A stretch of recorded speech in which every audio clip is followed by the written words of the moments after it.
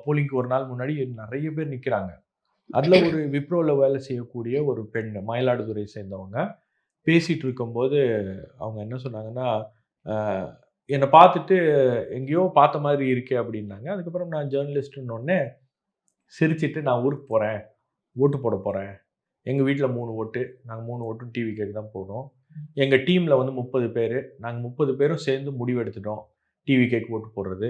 ஒருத்தர் வந்து 2 ஓட்டு என்ஷூர் பண்றது. இதுதான் எங்களுடைய அஜெண்டா. இப்படி உள்ள வொர்க் பண்றோம் அவங்களே நாங்க. கேன்வாஸ் பண்றாங்க. அவங்களே கேன்வாஸ் பண்ணி இந்த இந்த வேலைகள்லாம் பண்றாங்க. ஃபேமிலில நாங்க இத பண்ண போறோம். ஓகே. அதே மாரி 2 வருஷம் முன்னாடி நீங்கலாம் வந்து இந்த உலகத்திலேயே இருக்கீங்க அப்படின்றது எங்களுக்கு தெரியாது. நீங்கலாம் யாருன்னே எங்களுக்கு தெரியாது. விஜய் அண்ணா அரசியலுக்கு வந்ததுனால எங்களுக்கு வந்து நீங்கலாம் யாருன்னு தேடி தேடி இப்ப யார் யாரெல்லாம் ஜெர்னலிஸ்ட்லாம் இருக்கீங்களோ, தேடி தேடி போய் நாங்க உங்களுடைய பேட்டிகள பார்க்குறோம். அரசியல்வாதிகளுடைய பேட்டிகள்லாம் நாங்க பார்க்குறோம் அப்படின்னு அந்த பொண்ணு சொல்லும்போது, ம். எனக்கு உள்ளபடியே வந்து அப்பா!